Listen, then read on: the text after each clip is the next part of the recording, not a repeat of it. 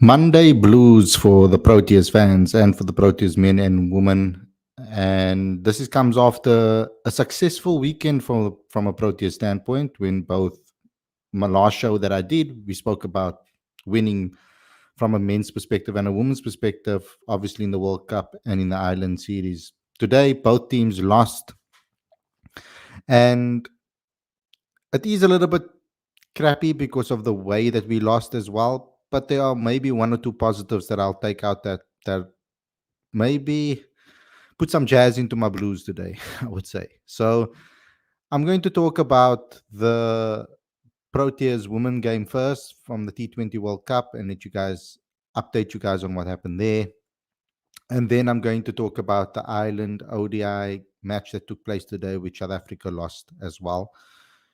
And we're going to talk about maybe some positives, some negatives, etc., in that match and analyze it as best as possible. But before we get going, before we get started, there are a couple of things I'd like you guys to please do. First and foremost, subscribe to the channel.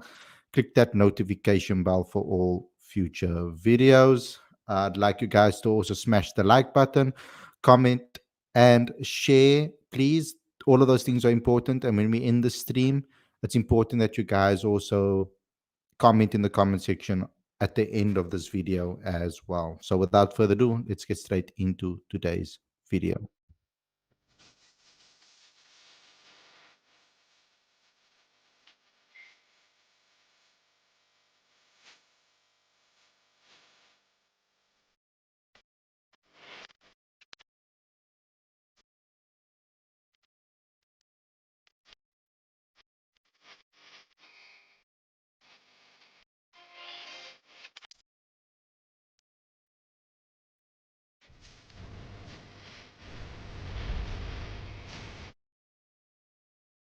Good evening, everybody. Welcome to Cricket Fanatics Magazine. This is your live cricket show. I'm your host, Khalid, and this is the show where we talk about everything that has to do with South Africa's two games that they played today. Proteas women, obviously, against England in the World Cup in their second match, and the Proteas men against Ireland in the third and final ODI. So I'm going to start first and foremost with the women's team and what took place in this particular series, because in this match, sorry. I was very disappointed with the performance as a whole. South Africa actually won the toss and they elected to bat first after winning the toss.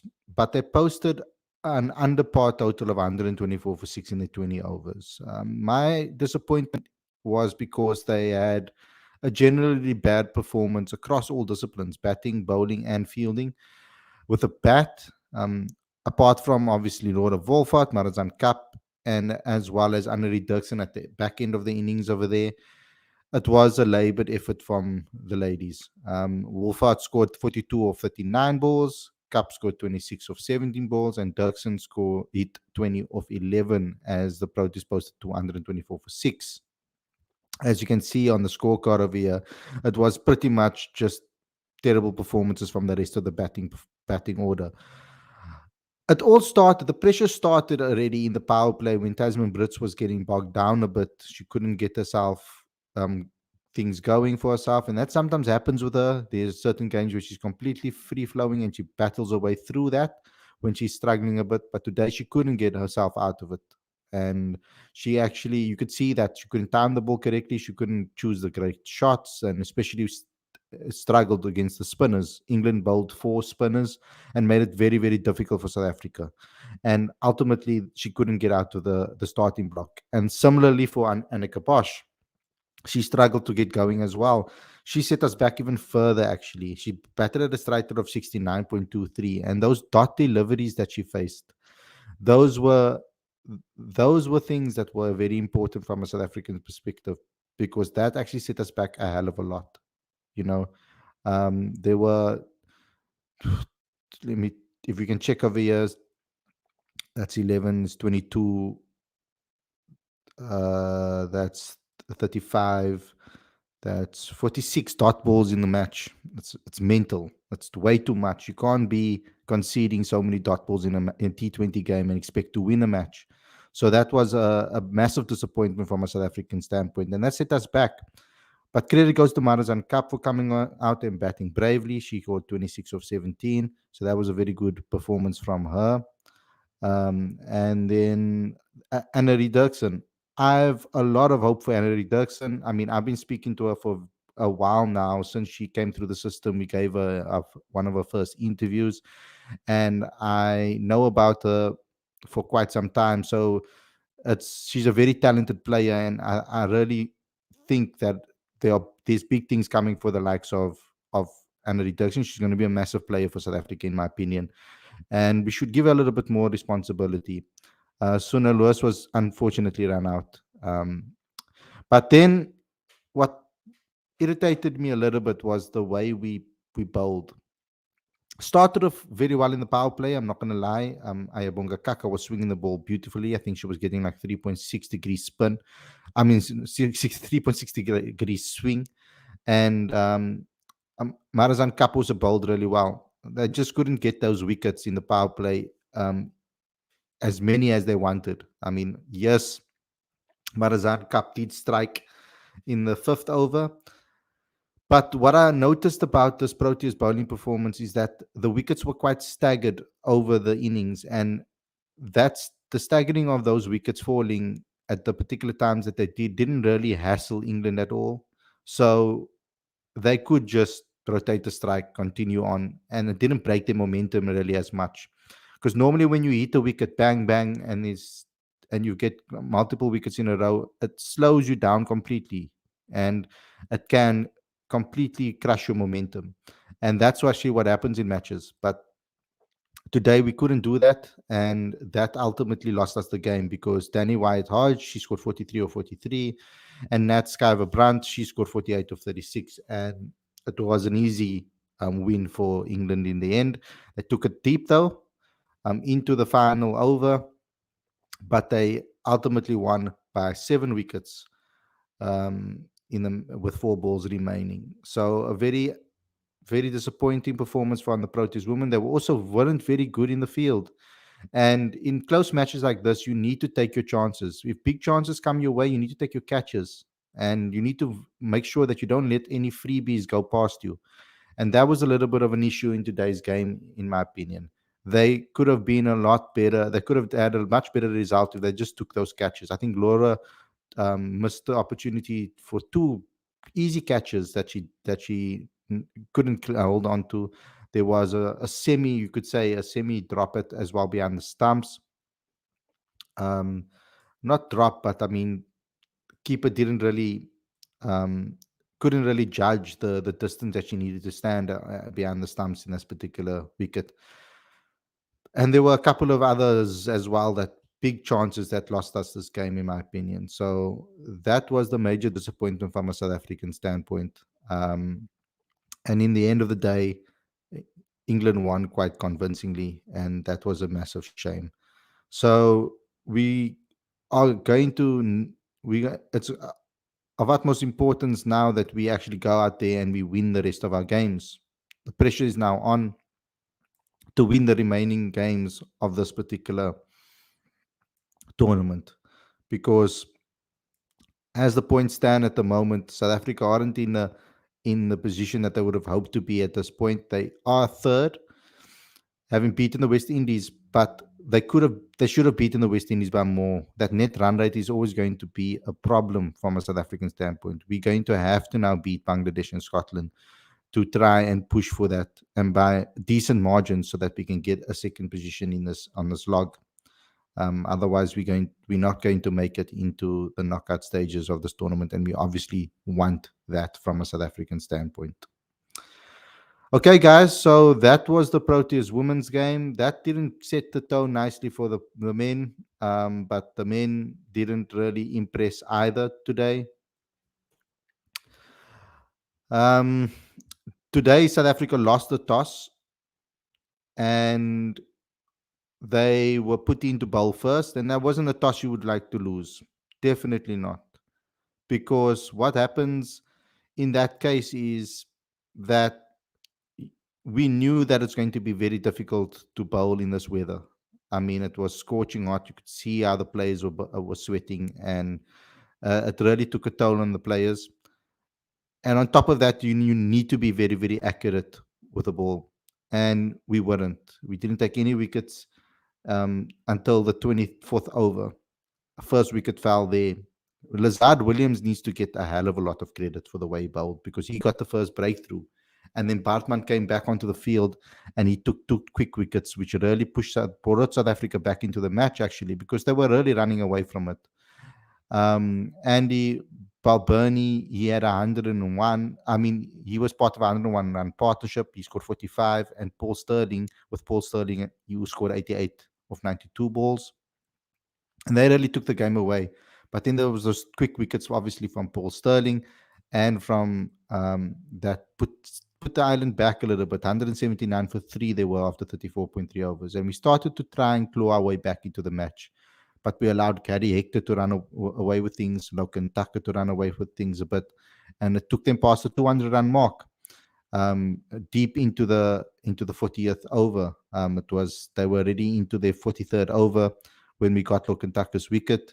And yeah, then they had already done majority of the damage. They did end up with, because of Tucker and the way he batted today, they took them right until the 50th over. He only lost his wicket in the 50th over. And funny enough, Pichlakwai took his wicket. Pichlakwai took 2 wickets today. But the outstanding bowler today was definitely Lazard Williams. Particularly the way he bowled at the back end. He took 4 for 56 today again. Another 4 wickets, 5.60 economy rate. Brilliant. Othniel Patron was second best today. I would say 2 for 32, 4 economy rate. And Pichlakwai bowled decently today as well, 2 for 32 as well, 4 economy rate.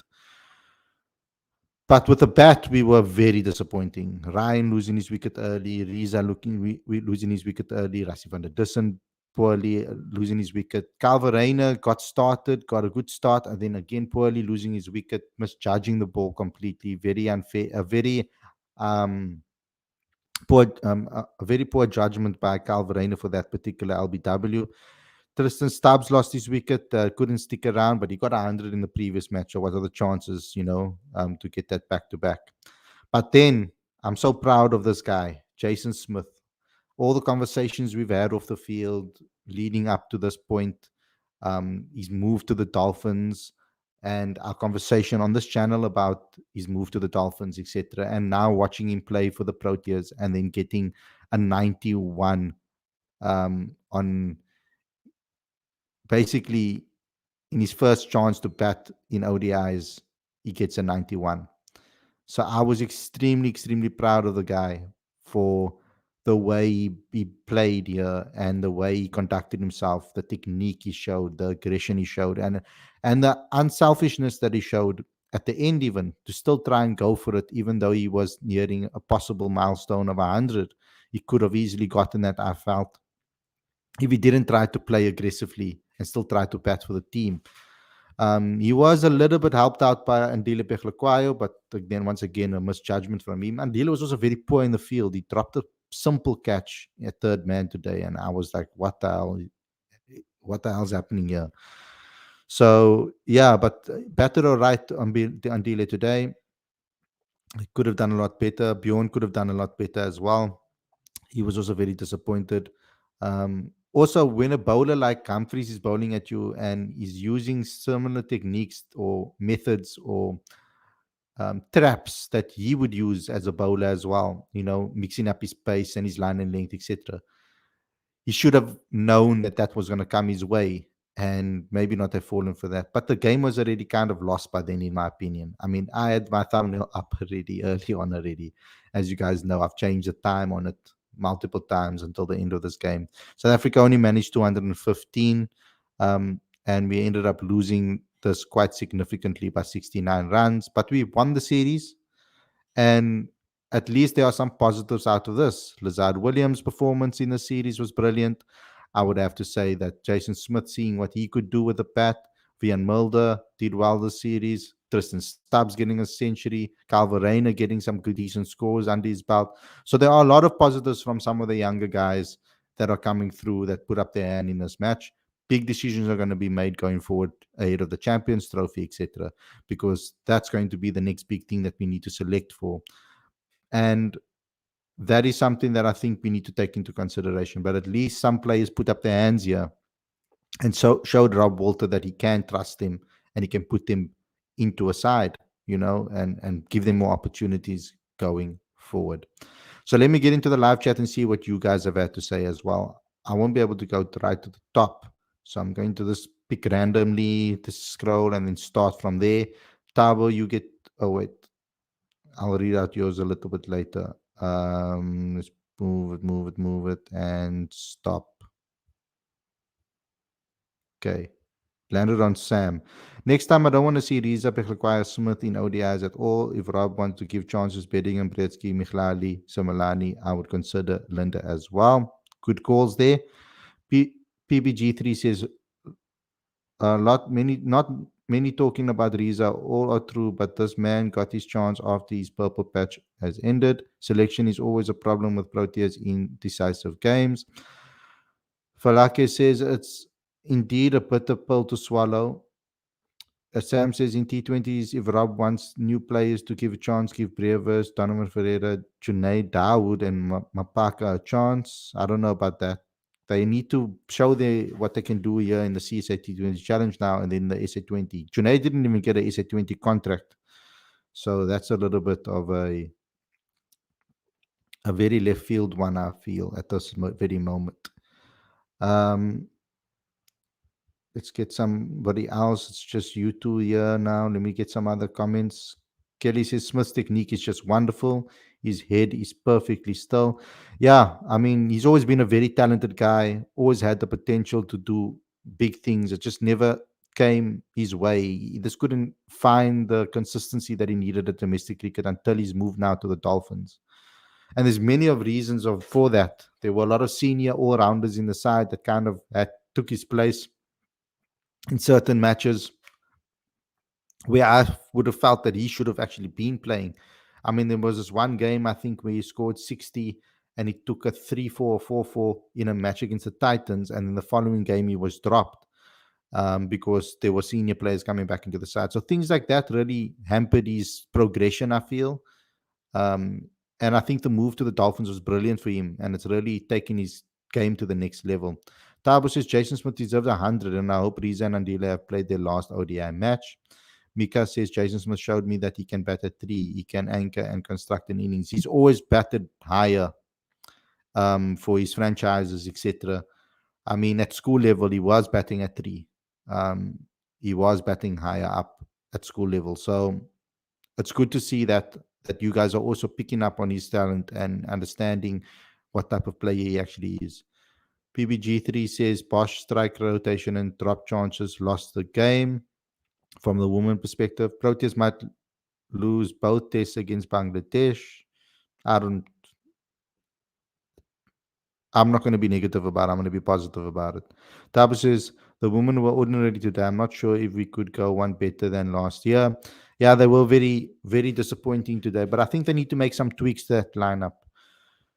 There's a possibility to maybe get another attacking batter into the side, because we can't have two players in the top 3 taking ages to get themselves in this format. We've complained about it for the men's side.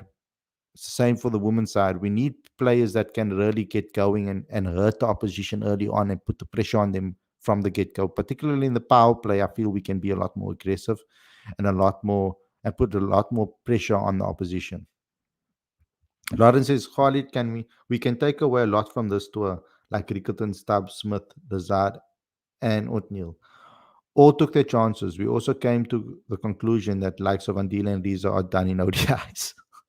Yeah, we couldn't take a lot from the series, definitely. Why Sune not in number 3? Love to see Sheshini Naidu in the next match. That would be a good one. Turkson was awesome. Yes, a lot of talent there. Big fan of us. PBG3 says that pitch was not easy at all under lights. We didn't deal with the amount of movement, but massive props to Ireland. They were incredibly disciplined. 100% agree with you. Make a great Mike, great knock. Um, Micah says for Champions Trophy, he wants Rickleton, Bavuma, or De Zorzi. Stubbs, Markram, Klaassen, Miller, Janssen, Maharaj, Shamsi Fortain, Rabada, and Nokia Lazaro Batman. PBG3 says Bosch struggled to bat and dropped crucial catches. Yeah, that's true.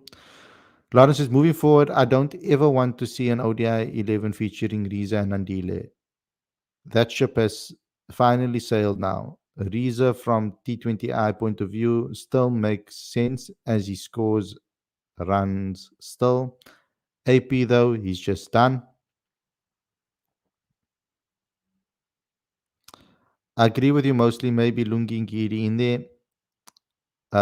Tabo says, Khalid, I got abused on the popping crease for suggesting Temba, Rasi, and Riza should be moved on, but not understanding why I said that. Temba, Rasi, and Riza should be moved on. I can understand your thought process maybe for Rasi and Riza. Are you maybe suggesting because of their age and with the World Cup being in 2027? I can understand that terminology, that thought process, because I was on that same train of thought when I was thinking about prepping for the 2027 World Cup. But I think they're first thinking Champions Trophy, and I think those two. Well, Riza hasn't impressed me in ODIs. I'm still waiting for him to impress me. I think the other players should get an opportunity, like Matthew Brzezinski, etc. Jason Smith now. Um, Other players can get opportunities in this format. It's not necessary for Riza to play ODIs. I don't think it's a massive need. We can blood some young talent in that are talented enough to play.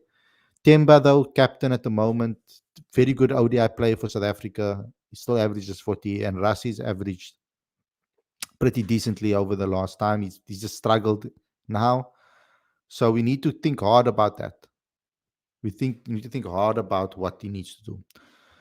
Lawrence says, Khalid, for how long are also going to talk about how Calvin consistently gets out? I've never seen a player get out in exactly the same way as Kyle does. That tells me he doesn't work on things. I mean, there are other players that go out the same way. Andy Klaassen used to go out the same way for consecutive games until he became this player that he is. He used to go out eating the same delivery to the same fielder every single time. I've seen other batters do it too, not to scale, but he needs to work on it. You're 100% correct. He needs to fix that and find a way, because I thought that the county stint will help him with that, perhaps. That those things and those coaches might be able to iron those difficulties out of the game, but he didn't play enough county cricket for them to have actually made an impact on things. Tabu says, I said it because I want to see youngsters get. Yeah, that's what I thought you meant.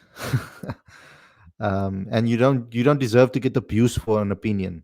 That doesn't make sense. Like, I won't abuse you for having an opinion on this channel. So you guys are free to come talk to me and come have your say here in the live chat without getting any abuse about your opinions.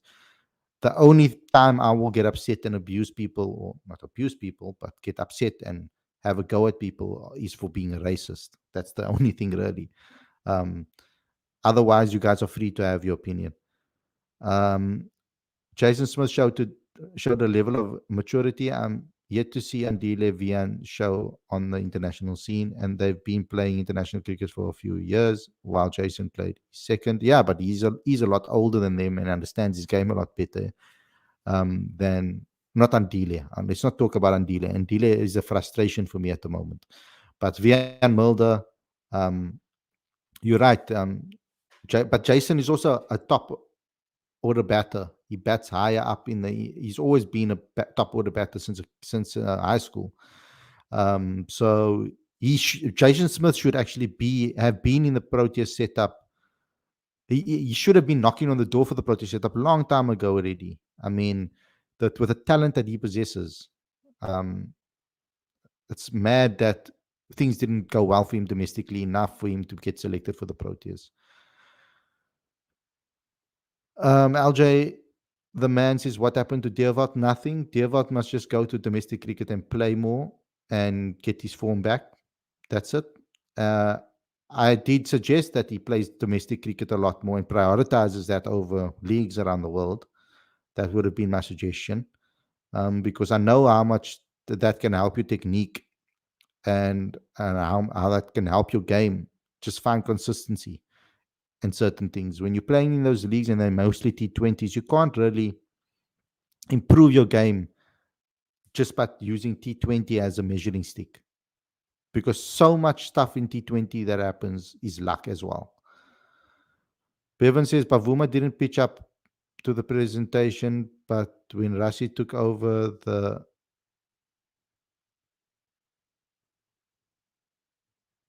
captaincy, the last game he pitched up, but now we lose and he doesn't pitch up.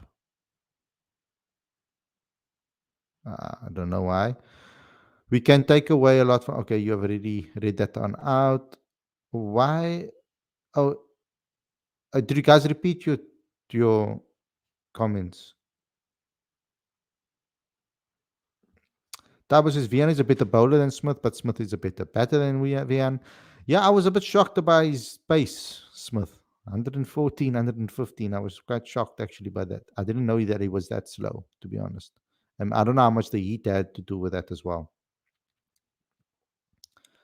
Kaylee says Irish comes all LOL. Jason Smith is the excellence that has been well coached. Jason Smith is excellence that has been well coached. Head position and setup. Tristan Stubbs is just cricketing. uh,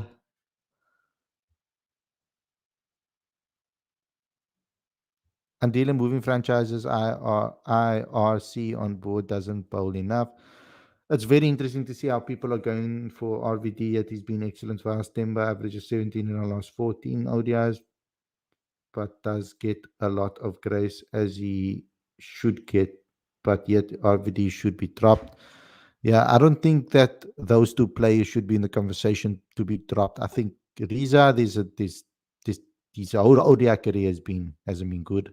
So there's talk there, Andile, there's talk there for that. But I don't think that there should be too much talk about Riza and Temba, unless they are looking to replace them with younger players that they want to blood in and give them a longer extended period. But I think they'll only try to do that maybe after the Champions Trophy.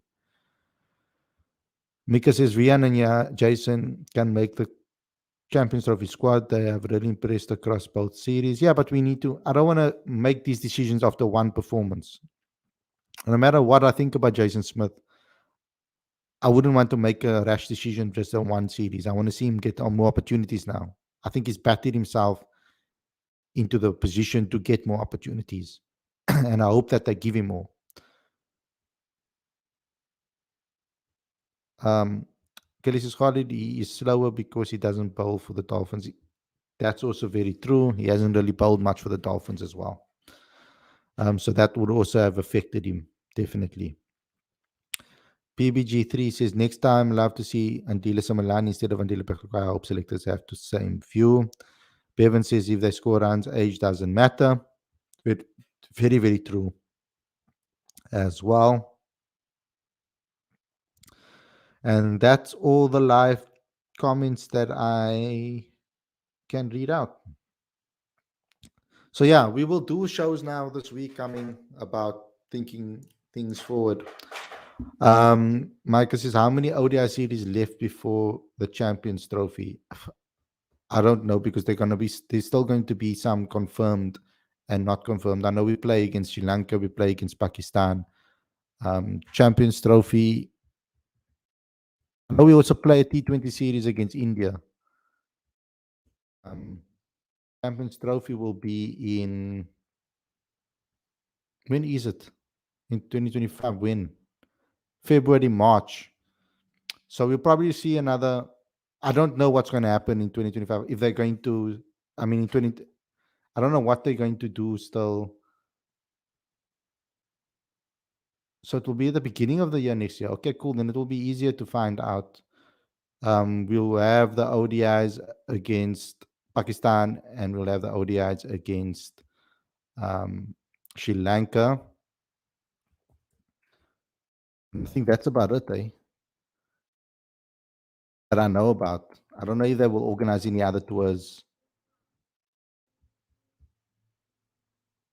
after that. Let's check the future tours program quickly. Um,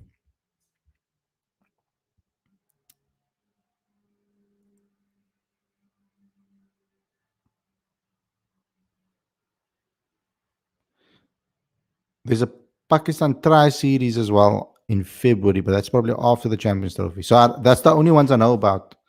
It will be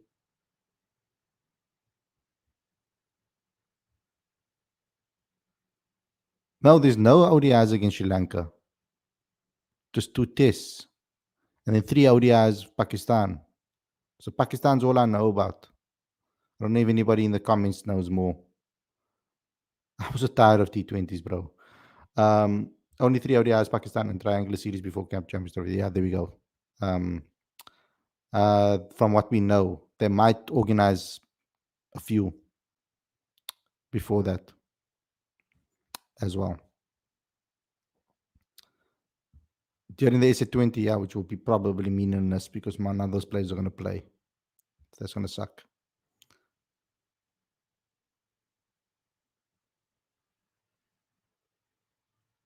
Stubbs is a generational. Stubbs is a guaranteed starter, 100%.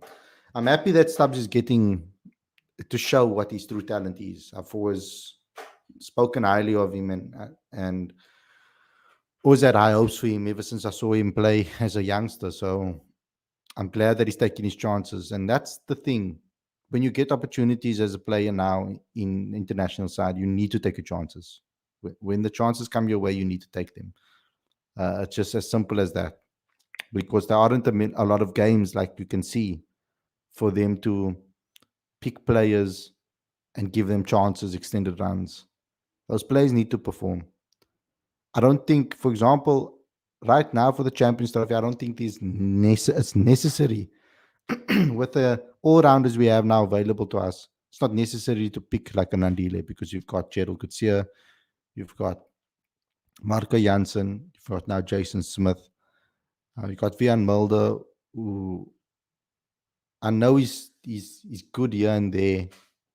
He hasn't been consistent enough, but all of those guys should be ahead of Andile at the moment, in my opinion. So that's something we need to do. But I would like us to start to give guys chances now in the series leading up to the Champions Trophy, and even perhaps why not in the Champions Trophy as well. Add a couple of guys there that you have your eye on, Rob, that for the 2027 World Cup. Start letting them get a taste of ICC cricket before a major World Cup in your own country. I think that would be a genius move, a smart move. Really, I do.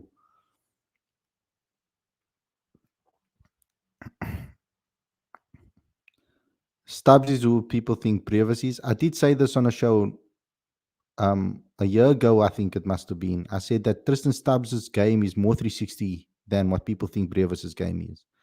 But he's also older than 4 years ahead of, or 3 years older than Deovat. So we need to give Deovat the same time that we gave Tristan as well, to go and work on his game. Khalid, if Calvarena got out in the same fashion, his selection would be questioned soon. Yeah, well, his selection is going to get questioned, but when he does score 50s for South Africa, it's difficult to question. It's difficult for the selectors not to pick him either. Sam, this should be the last game for Riza in ODIs and Andile in the Proteas jersey. This could be the last game for Riza in ODIs and Andile for Proteas jersey. Is this a different Sam to the other Sam? Or is it, you got two accounts and you're commenting on with two different accounts? Anyway, Tabo David Bellingham deserves a call up. I don't know if he deserves it. What has made him deserve a call up? I mean, his ODI list A record is not necessarily something to run home about. So, but I do agree that I would like to see him get an opportunity to play. And I know he scored a massive 100 and odd, 180 against in the SAA game. But is that enough? Micah says, what do you think happens to Kutsia since he hasn't played for SA in major tournaments since ODI semis? I think they will just integrate him back into the side again. Um, I don't think he lost his spot. He was injured, and it wouldn't be fair to drop him because of an injury.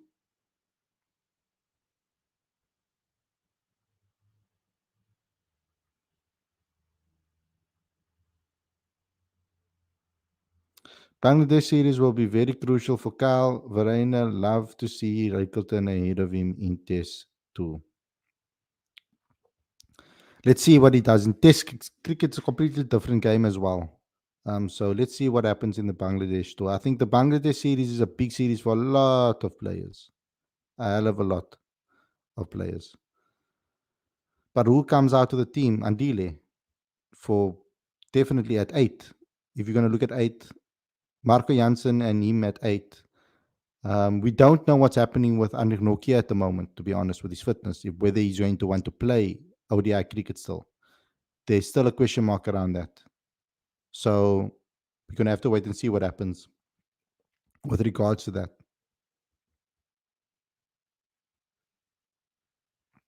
Anyway, guys, thanks a lot for tuning in. I will do a show where we talk a lot more about other things as well besides this series. And we can get into a little bit more depth going into about this team and about the way forward and which players we'd like to see, etc. So keep an eye out for when we do that by subscribing and clicking the notification bell for getting notified when we go live again. Don't forget to do that, please. And then we can have a nice long discussion, and I'll be much more interactive with the comment section. And you guys can ask me questions, and we can have a nice discussion about everything South African cricket now that the series is done. We now have to cover the Women's World Cup, and there's some CSA T20 challenge stuff that's happening. I'm going to Newlands on Wednesday for that game. So yeah, there's a lot of cricket to cover now, guys. We're hitting the season starts now, so you're going to see a hell of a lot more of me, and we're going to have plenty of times to chat about everything that is happening in South African cricket and the landscape of things. But thanks a lot, everybody, for watching. I hope you guys enjoyed this episode. I'll see you guys very soon with another live show. Stay safe. Enjoy the rest of the evening. Don't forget to subscribe to my other YouTube channel as well, guys. Just type in my name, Khalid Mohideen. You'll find my channel. If you love movies, music, series, Manchester United, go and like that. I just did a review of the Joker 2 and also Linkin Park's new song. So please go check that out as well and subscribe there. I need the subscribers there, guys, so I can go live there too. Smash the likes on the way out as well. Thanks a lot for watching, everybody. And I'll see you guys again very, very soon. Peace.